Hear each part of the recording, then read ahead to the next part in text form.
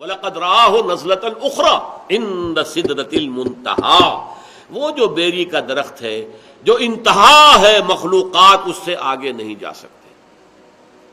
اِذْ يَغْشَى السِّدْرَةَ مَا يَغْشَىٰ مَا زَاغَ الْبَصَرُ وَمَا طَغَىٰ، اور جب کہ اس بیری کے درخت کو ڈھانپے ہوئے تھا جو ڈھانپے ہوئے تھا، تم نہیں سمجھ سکتے کیا ڈھانپے ہوئے تھا، وہ تجلیات باری تعالیٰ، تم اس کا اندازہ نہیں کر سکتے، تمہاری زبان میں کوئی لفظ نہیں ہے جو اس کی تعبیر کر سکے۔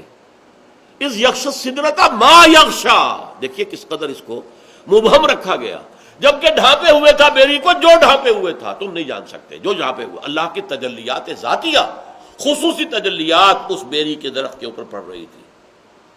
لقد رأى من آیات ربہ الکبریٰ ما زاغ البصر وما طغیٰ۔ اس آیت کا مفہوم تو میں علامہ اقبال کے ایک شعر کے بغیر نہیں سمجھ پایا تھا۔ علامہ اقبال کی نہایت عظیم نظم ہے ذوق و شوق بال جبرائیل میں، میری ذاتی رائے میں علامہ کی شعریت اپنے نقطہ عروج پر جو ہے وہ اس نظم میں ہے، اور اس کے آخر میں ایک شعر ہے، ایک تو شعر بڑا عجیب ہے، تیری نظر میں ہے تمام میرے گزشتہ روز و شب، مجھ کو خبر نہ تھی کہ ہے علم نخیل بے رطب۔ اے اللہ تیری نگاہ میں ہے میری پوری زندگی، میں نے علم حاصل کیا، فلسفہ پڑھا یا مشرق کا مغرب کا، لیکن مجھے معلوم نہیں تھا کہ یہ علم جو ہے یہ ایک ایسے کھجور کے درخت کے مانند ہے جس میں کھجور لگتی نہیں، نخیل بے رطب۔ مجھے تو اس علم سے کچھ حاصل نہیں ہوا، مجھے یقین حاصل نہیں ہوا، مجھے تیری معرفت حاصل نہیں ہوئی۔ خرد کی گتھیاں سلجھا چکا میں، میرے مولا مجھے صاحب جنوں کر۔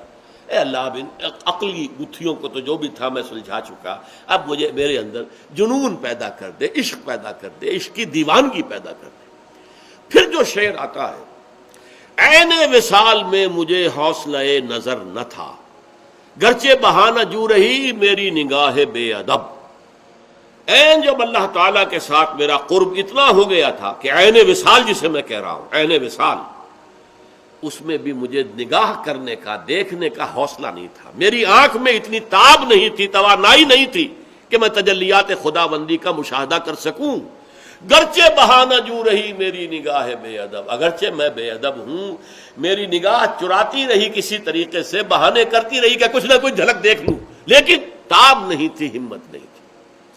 اس کے برعکس کیفیت ہے جو سورہ نجم کی اس آیت میں آئی، ما زاغ البصر وما طغیٰ، نہ تو نبی کی نگاہ ٹیڑھی ہوئی، کج ہوئی، یعنی جب آپ کے سامنے فرض کیجئے کہ ایک دم بہت بڑی روشنی کر دی جائے تو آپ نگاہ ہٹائیں گے کیونکہ اس روشنی کی آپ تاب نہیں لا پا رہے، نہیں، نبی نے دیکھا ہے، نگاہ جما کر دیکھا ہے، اس کے اندر یہ تاب تھی، یہ توانائی تھی، یہ صلاحیت تھی۔ ما زاغ البصر، ان کی نگاہ کج نہیں ہوئی، ٹیڑھی نہیں ہوئی، چندھیائی نہیں۔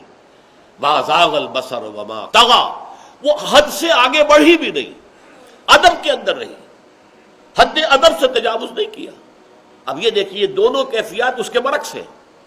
عین وصال میں مجھے حوصلہ نظر نہ تھا، گرچہ بہانہ جو رہی میری نگاہ بے ادب، میں تو بے ادب ہوں، کوشش تو میں کرتا رہا کہ کوئی جھلک دیکھ لوں، لیکن میرے اندر اس کی توانائی تھی ہی نہیں۔